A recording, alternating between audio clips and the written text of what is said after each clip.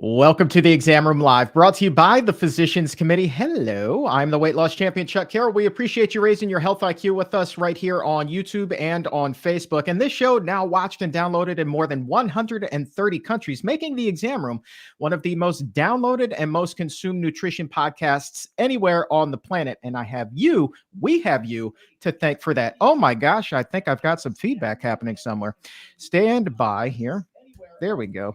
So I will fix that in just a moment. We're off to a fantastic start. Anyway, today we're going to be talking about a topic that does not get talked about nearly enough on the show, a life-saving topic, and that is colorectal cancer. It is Colorectal Cancer Awareness Month, and I can think of no better person to be on the Exam Room to talk with us about that today than our good friend, the author of Fiber Fueled, the one, the only Dr. Will Bulsiewicz. Dr. B, thanks for being here, my friend. Chuck Carroll, thank you so much for having me. It's an honor to be here. Hey, question to the people who are in the chat box. Can you all hear me as clearly as ever right now? Do I sound pretty good?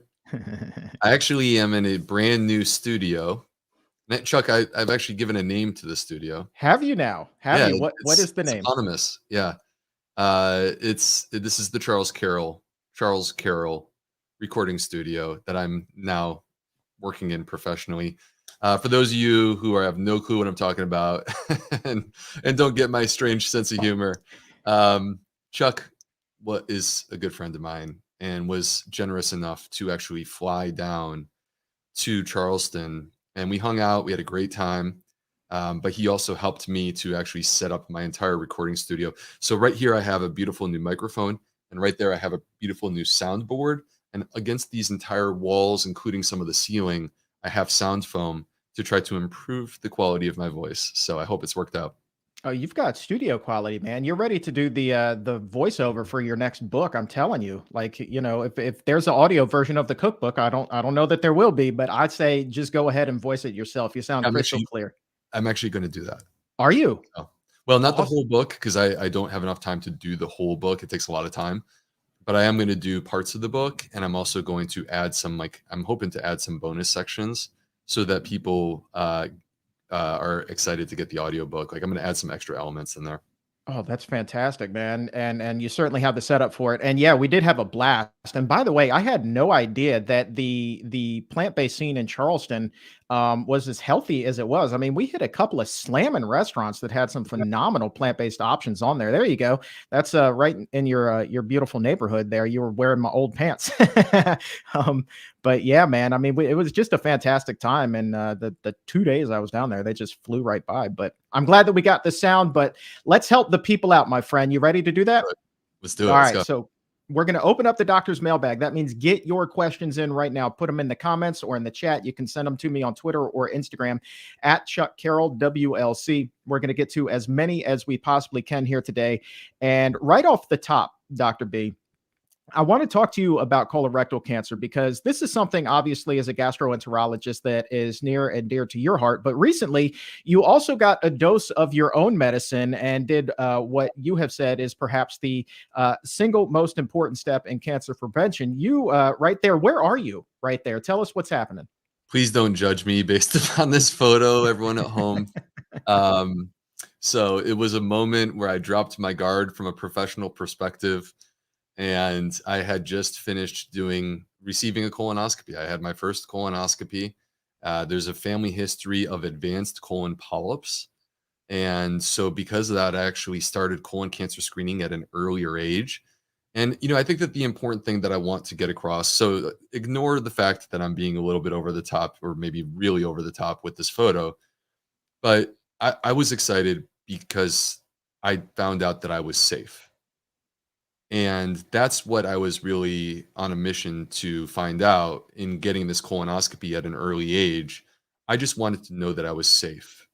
The problem is that colorectal cancer is affecting far too many people in the United States. Literally 150,000 people are going to be diagnosed in 2022 alone.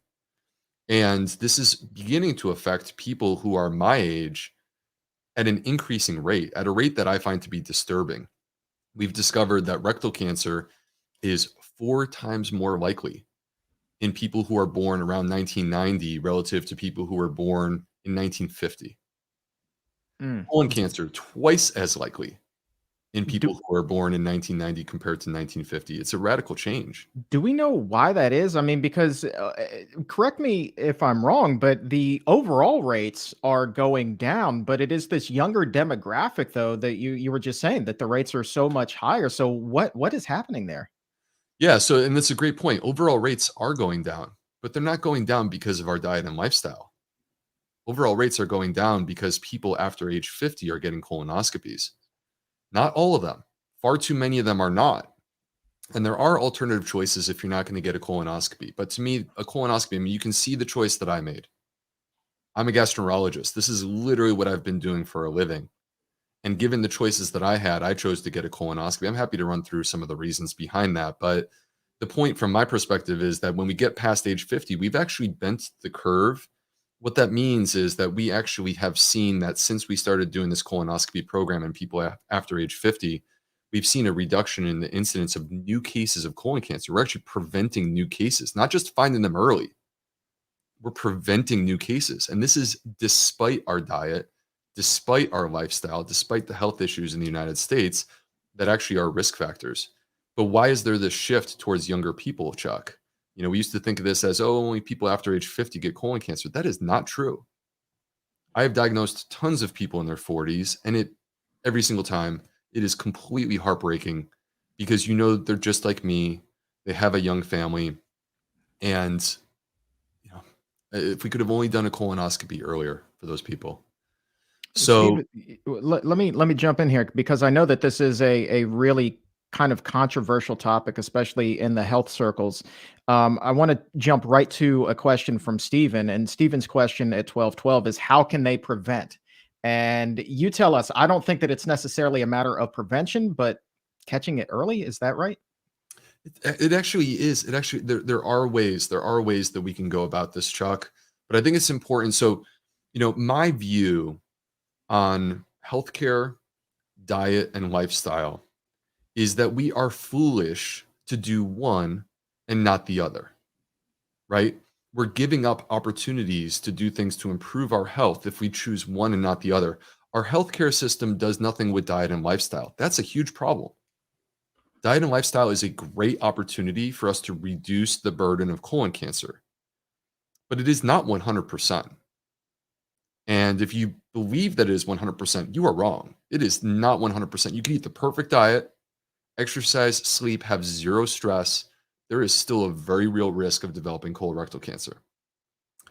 Flip side, we are foolish if we only do diet and lifestyle and we say, well, I don't want to do healthcare, right? I don't want to take advantage of preventative screenings that are available to me that I've already paid for with my health insurance. So to me, the best is taking both worlds, bringing them together. I mean, frankly, this is what I'm trying to do in my professional career is to say, yo, Western medicine, what are y'all doing? We need diet and lifestyle. But flip side, y'all in the diet and lifestyle space, like you need to get your colonoscopy. This is how you stay safe. So to me, it's about doing both. The diet that is best in terms of preventing colorectal cancer is a high fiber diet. It's stuff that I've talked about in my book. Fiber feeds microbes. Colorectal cancer, the origins are actually in the gut microbiome, Chuck. So disturbances of the gut microbiome can manifest way downstream years later with colorectal cancer. And part of the way that you know this, it's quite fascinating. They've been able to teach dogs to smell cancer. Like dogs can literally smell it. All right. So it's a gut microbiome problem. When we consume fiber, we feed the gut microbes. They release short chain fatty acids, and those short chain fatty acids directly attack precancerous cells and disrupt the process that ultimately can lead to cancer. Fiber is our friend in the fight against colorectal cancer. In a study by Andrew Reynolds published in The Lancet in 2019, he showed not only does fiber reduce the risk of colorectal cancer, I'm talking about dietary fiber, not only does it reduce the risk of colorectal cancer, but it's actually a dose response, meaning that more fiber, more protection. But that doesn't mean that 100 grams of fiber per day reduces your risk to zero. You still need to get a colonoscopy. This is why I had my colonoscopy, even though I eat a whole food plant-based diet with tons of diversity. you still need to get your colonoscopy because there's a very real risk. And I've had people who refuse colonoscopy on the grounds that their diet and lifestyle is so good, and then they get cancer. And they wish that they could change that decision. And what do we know about the rates of colorectal cancer for people who are eating that plant-based diet versus people eating the standard American diet? If you look at we often, when we're creating inferences about dietary patterns, one of the challenges is that colorectal cancer is a moderately rare event. I mean, this is not like a super rare event. We're not talking about 1 in 1,000. We're talking about 1 in 20. That's a lot of people if you think about how many people were in your high school. About 1 in 20 people in the United States will be diagnosed with colorectal cancer during their lifetime. It's a lot. Mm. So, but we need enough vegans and vegetarians and pescatarians and semi-vegetarians. We need enough of those people to really study this. So what do? We turn to the Adventist health studies. And this Adventist health studies, because within the Seventh-day Adventist community, there's a disproportionate number of vegans and semi-vegetarians and vegetarians. We're able to take a look. And what we see, Chuck, when you look at that, again, this is the Seventh-day Adventists, and most would argue that their form of a vegan diet is not a junk food vegan diet. They're actually eating a very healthy vegan diet. And within that study, there's about a 22% reduction in the risk of colorectal cancer. That's not something to besmirch. Like, that's not something to diminish. That's a great thing. Like 22% less colorectal cancer. I will jump with joy, because that translates into tens of thousands of people in the United States that don't have to go through this. But the flip side is that there's still 78% that still end up getting it. Mm-hmm. And that's still way too many cases. So this is why we need these programs. No question. And really quickly, before we open it up to the floor to take questions from the exam roomies. So you just got your colonoscopy this past month. When would you schedule your next one? Is it every 5 years? So I'll speak for myself and explain the circumstances. But then I want to open this up and explain more. I want to put on my gastroenterologist hat for a moment. So for myself, I have a family history of colon polyps, not just polyps, but actually advanced colon polyps. And so as a result of that, I started screening for colon cancer at an earlier age. And because of that, even though I did not have any polyps on this colonoscopy, amen, I'm so grateful for that. But I am going to come back in 5 years for my next colonoscopy. Now, for a person who's considered average risk, meaning that you don't have any family history of colorectal cancer or advanced colon polyps, without that, then most people in the United States are going to start colon cancer screening at age 45. This may vary if you're in a different country. So screening programs vary by country. You need to talk to your doctor. But the point from my perspective is to take this seriously. And when the window of opportunity opens where it's like, okay, now you're at an age where you're allowed to do this, do it as early as possible. Because this shift towards younger populations says to us that we need to be vigilant about trying to find things before they happen as much as we can. So most people would begin colon cancer screening at age 45 in the United States. That's a new recommendation. It used to be 50. We just changed it because of our concerns about what we're seeing out there with the shift towards younger people. And if you have a negative colonoscopy, if you don't have any colon polyps, then you would come back in 10 years. It's once every 10 years. That's not that big of a deal. And flip side, if you did have polyps, then we would tailor the recommendation on when to come back based upon how many polyps, what kind of polyps, that kind of stuff. We would figure it out. And true or false, if a person tends to have a healthier gut, generally speaking, their risk of colorectal cancer would be lower, correct? True. That would be true. If you have a healthier gut microbiome, does reduce the risk of colorectal cancer. But again, I have had people who are yoga instructors who eat a plant-based diet and they meditate 3 times a day and they develop colorectal cancer, or they have very, very advanced polyps. So I wish I could claim that I know going into a colonoscopy who's going to have polyps or advanced polyps or cancer. I wish I could claim that I knew that. I don't know that. It's not a highly predictable thing. There are elements to this that are beyond our control. And for that reason, again, like my message to everyone today is play it safe. Take advantage of the screening that is available to you, either through the health insurance that you pay for or through the government programs that are in your country. All right, let's get some specific questions here. We'll start with Steffi. We talk a lot about fermented food when you're on the show. I know you're a big fan of sauerkraut. So Steffi is wondering whether fermented foods have been shown to help prevent cancer. Oh gosh, that's a great question. Well, what we do know is this: if you take cabbage, cabbage is a cruciferous vegetable. It also happens to be high in fiber. It contains these phytochemicals called isothiocyanates. Isothiocyanates are fighters against cancer. These are chemicals that you get from plants that have been shown to reduce our risk of developing cancer. So, well, that's the backbone of sauerkraut or kimchi. And quite simply, all you have to do is add water and salt, and it will transform itself in a number of days into sauerkraut. So I haven't seen any studies that have directly connected fermented foods to a reduced risk of cancer, but what we do have is this. We know that the gut microbiome is connected to our risk of cancer. You asked me the true or false question. I said true. Those with a healthier gut are at reduced risk of developing colorectal cancer. Well, there was a new study that just came out last summer, Chuck, by Dr. Christopher Gardner at Stanford. And what they showed is that by introducing fermented foods on a daily basis, actually a pretty large amount of fermented foods, but nonetheless, introducing fermented foods on a daily basis allowed people to add diversity to their gut microbiome. So if we were to take that idea and extrapolate it, although I don't have the evidence to completely back this up, my expectation is that this reduces our risk of developing colorectal cancer. And it's still high in fiber. We know that. All right, so we're talking about a healthy biome here, exploring flavors at 1212. I think this is a phenomenal question. Is it ever really too late to fix your biome? That is a great question. There are many things about the longitudinal ability to change the gut microbiome that we don't yet know. I welcome new research. I view what we currently have with a sense of humility, recognizing that the things that I say today could change next year. But I choose an optimistic viewpoint to this question. We know that the gut microbiome can shift, can adapt, can change. It can change to the choices that you make. It can be improved, enhanced, fortified. I just mentioned one study, which was a fermented food study, where in a number of weeks they added diversity to their gut microbiome.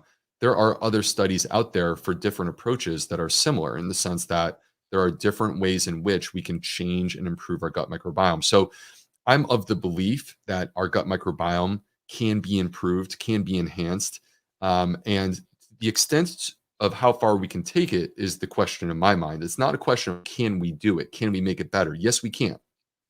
The question is how far can we take it? And that's, there are limitations to each of us, Chuck. Like if my goal is to become as strong as I possibly can on the bench press, well, I can really make myself way stronger in terms of the bench press. Can I bench press 500 pounds? No, but like I'm still very strong on the bench press. Isn't that what matters? Oh, I think if you put your mind to it, you could put up 5 bills on that. No problem, Dr. B. Question from TR from Canada checking in today. Thanks for checking in. What foods and how should I introduce them back into my gut right after the colonoscopy? So they're looking at, I guess, almost resetting their microbiome right after the colonoscopy because you've been emptied out. Yeah, this is a great question. One that I often get with regard when I talk about colonoscopies or things around colonoscopies. And I'm actually doing a thorough breakdown on this topic in my newsletter to people who are on my list this Friday. So if you guys are interested in hearing my full breakdown on this topic, sign up for my newsletter at the Plant Fed Gut. But the short of it, Chuck, is that the research indicates that our gut microbiome does have a change that takes place after we do a cleanse or a flush for colonoscopy. And that change does exist for about 2 weeks. So we have this 2 week window where we have an opportunity to enhance and restore our gut biome by treating it properly. So it is a vulnerability. It also is an opportunity to do the best and feed it the best way. So, like, what did I do? Well, after I was done with my colonoscopy, I took a prebiotic fiber supplement and I immediately had a plant based meal. We want plant based eating before colonoscopy and we want plant based eating after colonoscopy. And the reason why is that fiber is the fuel for our gut microbes. That's what they want. So, but I didn't go and have a raw salad. That would be putting my gut microbiome, when it's in a state of vulnerability, to work with a little bit more than perhaps it could handle. Instead, what I did is I went with simple stuff. So I actually had a black bean soup. It's beans, it's high in fiber, it's got resistant starches, but it's also cooked and softened. Soft and cooked is where I would recommend that people begin. There are some other things that I talk about in this newsletter that's coming out on Friday, so it may be worth checking out for people who are interested. And there's a link to that right now in the show description. So if you just want to click on over and get yourself signed up as you're watching us today, go for it. I'm going to combine two questions from Jessica and Juliet. Jessica, unfortunately, is asking the question, what should you eat if you've been diagnosed with cancer? And then Juliet's question is, will eating a vegan diet reduce the risk of the colorectal cancer returning? I can answer both of those questions with one word: yes. So because there have been studies where they have looked at people after the diagnosis of colorectal cancer, and the increase in dietary fiber increases life expectancy, reduces risk of recurrence. So from my perspective, the goal here, whether you were on the diet beforehand or not, the goal is to shift yourself towards a plant-based diet so that you can properly fuel and support a healthy gut biome, and simultaneously just absolutely bathe it in short chain fatty acids. Because when those short chain fatty acids, specifically butyrate, are there, that's the path that we have, that we want in terms of protecting ourselves. And Charlie's wondering, other than poor diet and family history, I suppose, what are the other causes that we know of colorectal cancer? Alcohol, tobacco, um, sedentary lifestyle, obesity. These are some of the other risk factors that have been that they've attributed the shift towards a younger population. Diet is a part of the story. Genetics are definitely a part of the story. So these are the things that we've been looking at. Phoebe, 1215, let's talk spices and microbiome. Are the spices like those found in hot curries bad for the microbiome? No, they're good. They're great. Curry is incredible because it's a blend of multiple different spices. You know what? One of the things that's exciting about plant-based eating, one of the things that I love, is that the herbs and the spices all come from plants. Like, what animal product provides the flavor that we sprinkle onto our food? And so, and the things that have a really profound, powerful flavor, you are tasting a phytochemical. That's what you are actually tasting. And that phytochemical, I mean, just categorically, when we look downstream, the herbs and spices, their phytochemicals are anti-inflammatory and they are healing. They are beneficial. So anything could be consumed to excess, Chuck. I mean, you know, you could always overdo it with something. You could do it with kale. But the point is that these varieties of herbs and spices, like particularly Eastern spices in India, they're incredible. They're so good for us and they taste great too. Here's a great question from Edith. Do polyps ever disappear on their own? This one came in at 1220. They might. They might. I've seen cases. I've seen cases of patients that have multiple polyps. You go in expecting to find more, and they're no longer there after they've made a lifestyle change. I do want to make one point about this though. So polyps can rise, they can regress. Not every single polyp will necessarily turn into cancer. There have to be the right climate or circumstances for that transformation to take place. But there's no way for you to know, and there's only one way to be safe, which is frankly to remove the polyp. But that being said, I do think that diet and lifestyle can be an important factor, but timing needs to be considered. I've seen a lot of patients. So I've had a lot of patients who come to me and I do a colonoscopy and they have polyps and they go, "Oh, doc, that's so disappointing. I changed my diet. I'm eating the way that you described in fiber fueled." And I'm like, "Well, how long have you been doing that?" And they say, "For the last 18 months. You have to understand, these polyps are already starting to form even years in advance of when we can see them with our eye, right? On a cellular level, that transformation is already taking place. So you can't expect a dietary change to go into effect the second that you make that change. The effect is like banking interest year after year. The interest may start off small in year 1, but by the time you get to year 20, you're rich. That's what you want. There you go. Question from Alpine. This one comes up. We were just talking about sauerkraut, and so that brings sodium into the equation. Alpine's question at 1224: are you concerned about the sodium content that's found in fermented vegetables? Look, the average American is over consuming. The average American is consuming sodium. We need to reduce our sodium consumption.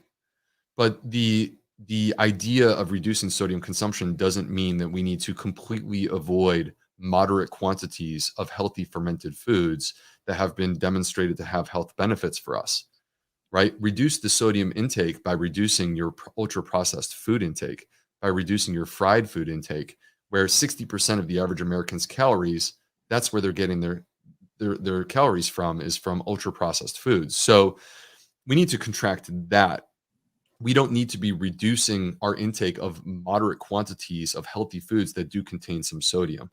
I think that to vilify sodium to the point that you say any food that contains sodium must inherently be bad is to fixate on a single nutrient and miss the bigger picture of the food. Is the food healthy? Are we nourishing our body?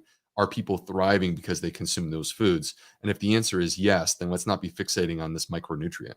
You talk about like just focusing on one nutrient here. That kind of brings the conversation of a reductionist view of health into the equation. And I know that that's something you and I actually spoke about when I was down there building out the studio with you. Is how difficult it can be to kind of for somebody who isn't a doctor to kind of navigate these health waters. What is and is not healthy? What's the right balance there when we tend to focus on that one thing? From a doctor's perspective, what is your take on this reductionist view of health and medicine? Well, I think first of all, I think that I would applaud many of the people within the plant-based movement who actually have pioneered the idea that we need to have a bigger picture to health and not take a reductionist view. T. Colin Campbell, to me, has been the pioneer who's out there beating the drum saying, don't look at the micronutrient, look at the food. What happens when you eat the food? And he is absolutely right. And we see far too often where we will reduce something to its gluten, its lectins, right?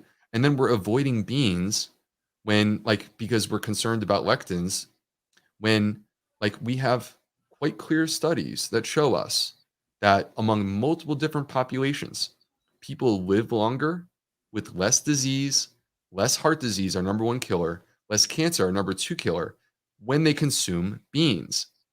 Right. So I think it's important to not fixate on these micronutrients, that we need to zoom out and look at the bigger picture with our food. What happens when real people eat this food? That's the question that every single one of us needs to ask. Now, myself and other people within the plant-based community, we will beat this drum and we will say, don't be reductionist. T. Colin Campbell is right. Right. Like I'm saying it literally right now. And then it's a slippery slope. It's very easy to fixate on specific things. Like I could say saturated fat is bad, right? And the problem is that the average American is way over consuming saturated fat because they have far too many animal products in their diet.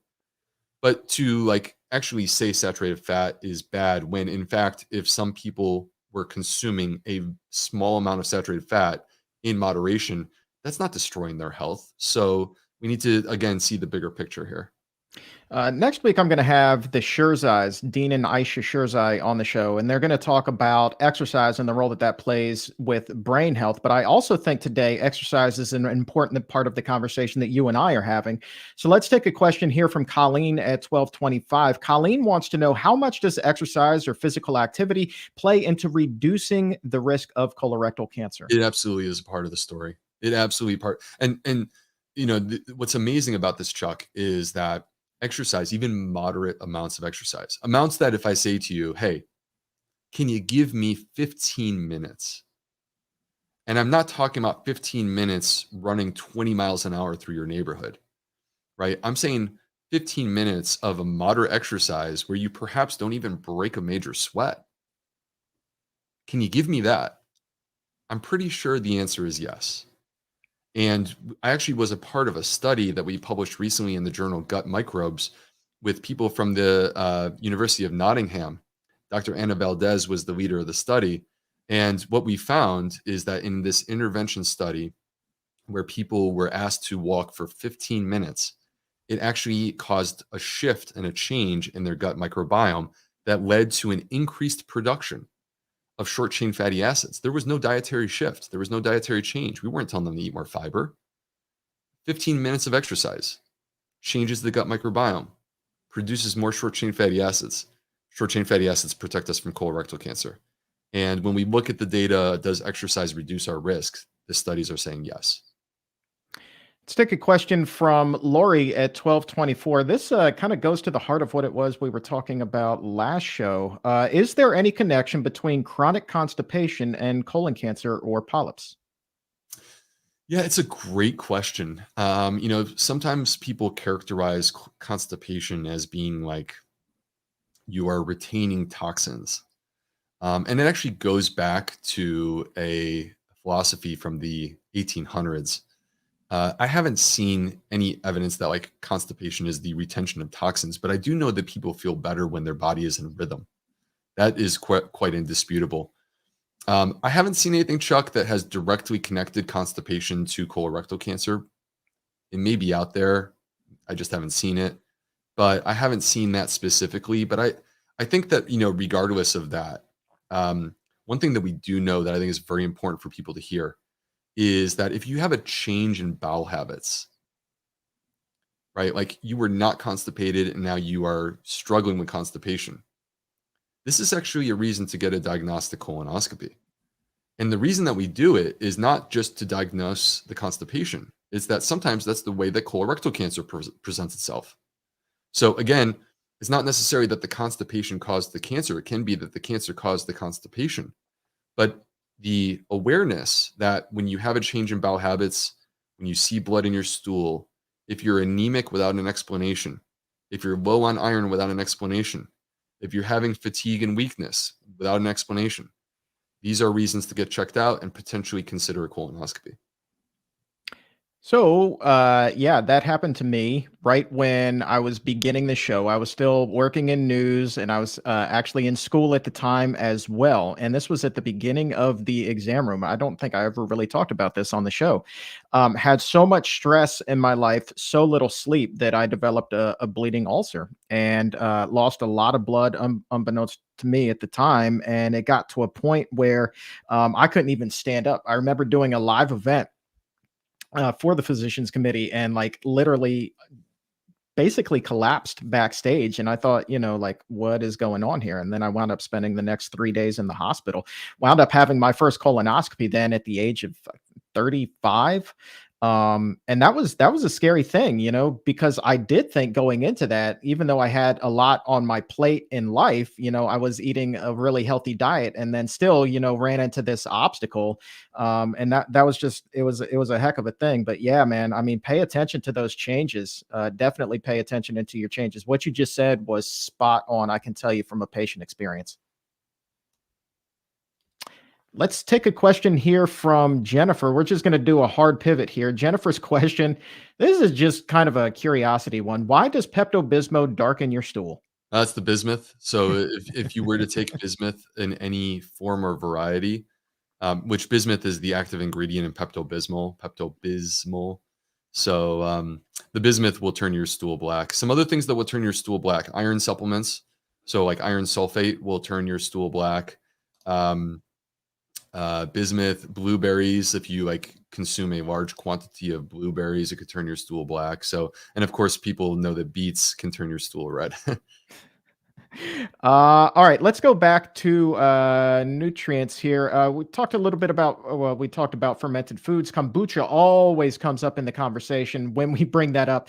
Remy's question at 1232, since we had talked about salt, Remy's wondering about the sugar in kombucha and whether that could potentially be harmful. Well, most likely, if you're drinking kombucha, most likely you're going to be purchasing it from the store. And what you need to do is you need to look at the number of grams of number of grams of sugar that exists within that kombucha. Kombucha that is more sour, it's kind of like how a wine can be sweeter or it can be more dry. And kombucha that is lower in sugar is going to be more dry, whereas the ones that they're cranking up the sugar, getting into 15 grams of sugar or more, those are the ones that it's going to taste sweeter. So, I mean, let's not lose sight of the fact that the food industry wants to sell you something that you smack your lips and say that tastes great, and therefore I go back to the store and buy it again, right? So let's not lose sight of that. So it's in their interest to put sugar into these beverages. You just need to be conscious of it and pay attention to it. I want less than 15 grams of fiber in my less than 15 grams of sugar in my kombucha. If you make it at home, the sugar is consumed by the microbes. And so the acidity starts to rise and the sugar levels decrease. So if you make it at home, you control the amount of sugar that goes in there, and you also control how long you allow it to ferment. So if you basically stop fermenting it earlier on, it will be less acidic and more like a sweet tea. But as you allow it to go, it becomes less sweet and more acidic, and that's because the sugar is being consumed and turned into acid. You know what? We have a few people right now in the chat who are wondering about the home test for colorectal cancer screenings and how effective they are. Are they accurate, or is the colonoscopy still the gold standard here? What would your advice be? So I think this is a hugely important topic because there is a convenience problem. It is way too convenient to do an at-home test, and there has been unnecessary vilification of colonoscopy with like a reporting that the risks of colonoscopy are exceedingly high. The risks of colonoscopy are not exceedingly high. In the medical practice that I was in, the gastroenterology practice that I was in, I had two partners. There were three of us. And from the time that I was there in 2016 up until recently, we had zero perforations.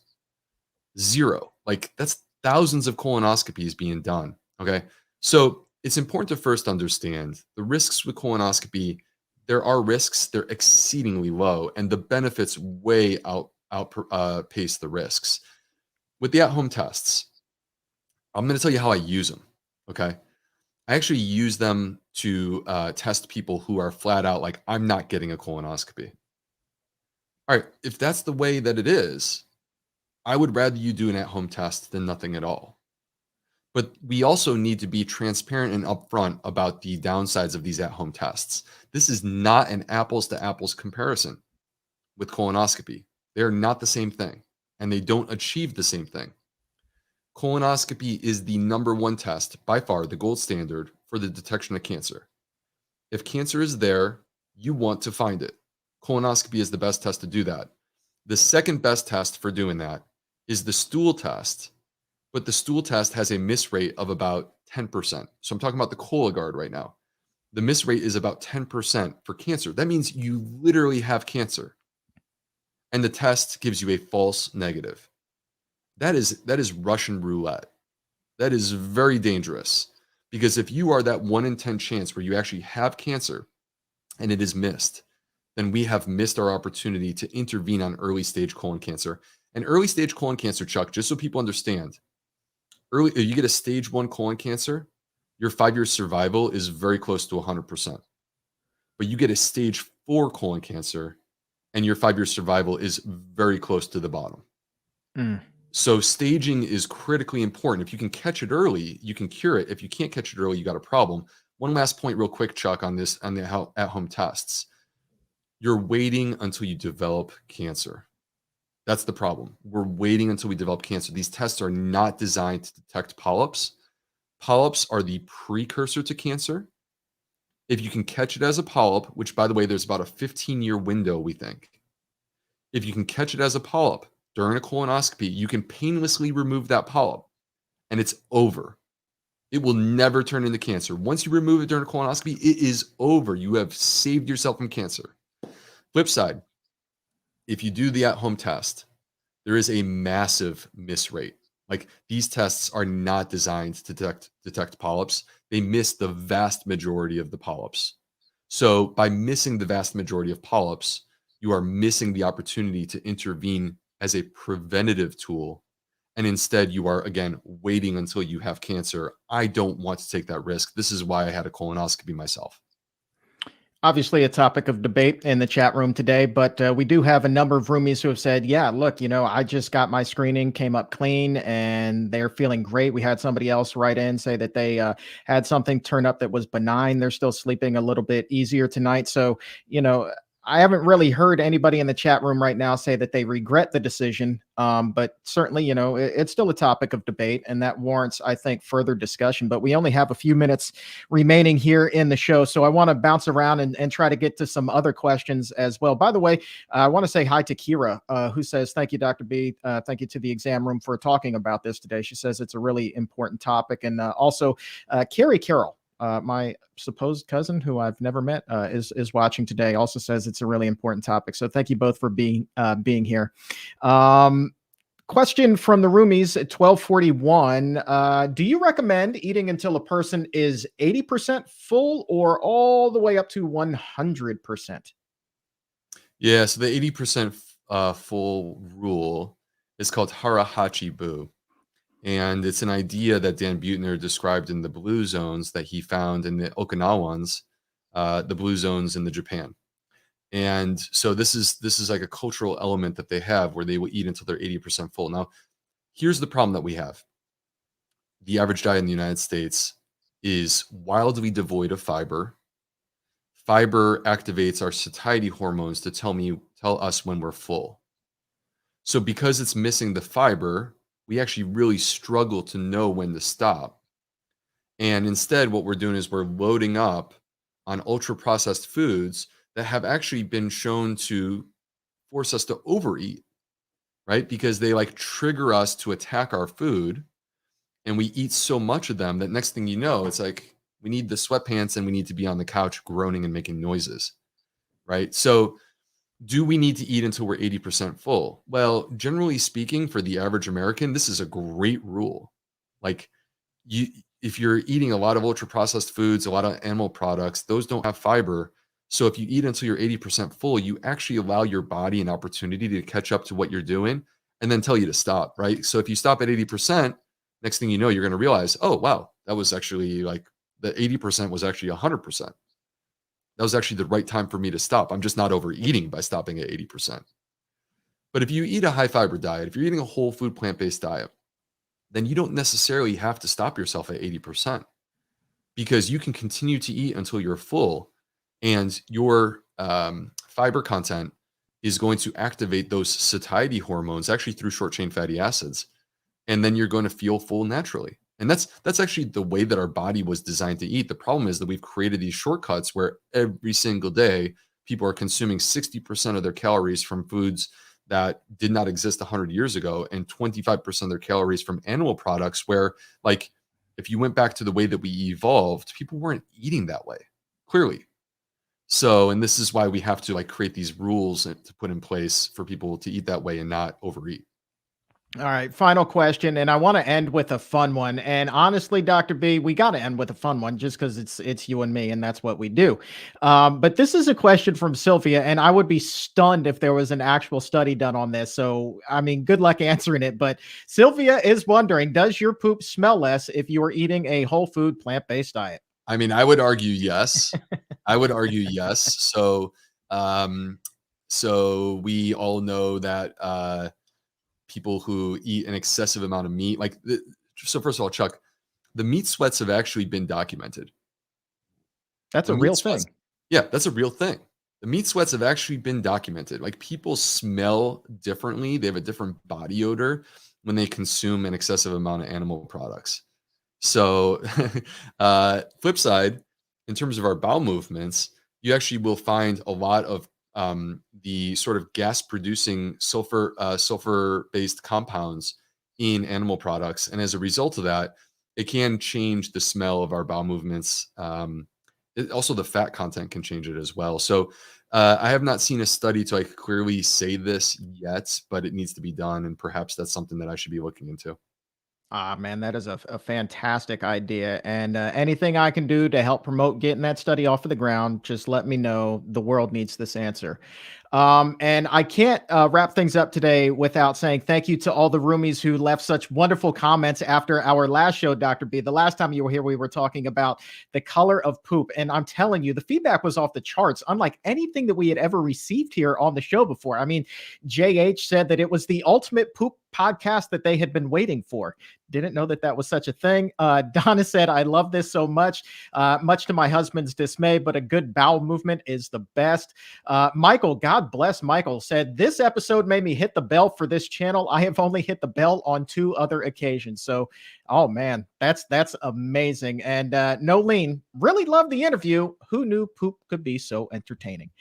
Clearly, Dr. B, you did. So that's why we did it. So if you guys haven't had an opportunity to check out the previous episode, what does your poop color mean? Definitely you're going to want to scroll back if you're listening to the podcast and check that out, or just flip through the Physicians Committee's channel on YouTube or the Facebook page and find that as well. Just a great episode, man. I had so much fun doing that with you, Dr. B. And you mentioned that you got the cookbook coming up. What's the update? What's the release date?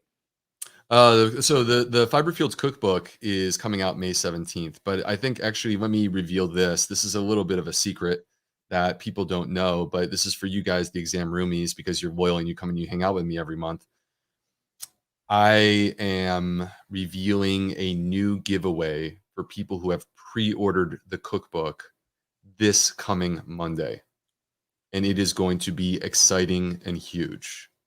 So stay tuned. If you have pre-ordered the book, make sure that you're on my newsletter, because that way you will get the email for sure. Like, the problem with Instagram is that I don't know if you're going to see it. But if you're on my newsletter, I can get you the email. And with this big announcement coming Monday, March 14th, you are qualified. It is free because you pre-ordered the book. If you haven't pre-ordered the book, pre-order the book and strap in for Monday, March 14th for the big reveal. We have huge things coming. I can't wait to share with you guys. It's going to be so good. Oh, that's fantastic. And you can get your pre-order in. You see the website and his Instagram handle scrolling across the bottle. The plantfedgut.com is where you go. And you've got all of the links up there to pre-order from basically every bookseller known to man and every country known to man. I was really impressed on there last night. I was like, oh my goodness, I kind of want to go to Canada now just to order the book from that link that you have up there, man. But thank you so very much, Dr. B, for the time. Very exciting stuff. Can't wait for Monday's announcement. I have no idea what it is, but I got my pre-order in, man. So I'm ready. Something really cool that you don't know about. Thank you, everyone, for hanging out today. Thank you for the activity in the chat box. I hope that this was at least helpful. I'm not here to push anything on you guys. I'm not asking you to do it with me. I'm here, frankly, to just empower you with information. And I hope that you recognize that my opinion as a gastroenterologist comes from a place of love and caring about you and really wanting to help you be the best version of yourself. And last thing, this is Dr. Bulsiewicz signing off from the Charles Carroll Recruiting Studio. Thank you, everyone. I love the fact that you went with my real name, Charles. That's so formal, man. I love it. Oh my goodness. If you like the show today, you feel like you raised your health IQ by a point or two, don't forget to like the video right here and subscribe to us on YouTube as well. We would greatly appreciate it if you would ring that bell. And don't forget to check out the podcast. We're going to be replaying this audio fun tomorrow on Apple Podcasts, Spotify, wherever it is that you get your shows. Look for the Exam Room by the Physicians Committee there as well. And please leave a 5-star rating so we can really help the people who need to get this information the most. Every new subscription, every 5-star rating, I guarantee you it makes it easier for the people who are searching for this and need this information the most. Get it right in the palm of their hands. I want to say thank you once again to my man, Dr. Will Bulsiewicz, for being here, and to the crew behind the scenes that makes the magic happen. Thank you, guys. And to you, exam roomies, thank you so very much for hanging out. As always, you guys make the show so daggone fun. Love you guys more than you will ever know. For everyone here at the Physicians Committee, I am the weight loss champion, Chuck Carroll. We'll talk to you again soon, but until then, keep it plant-based.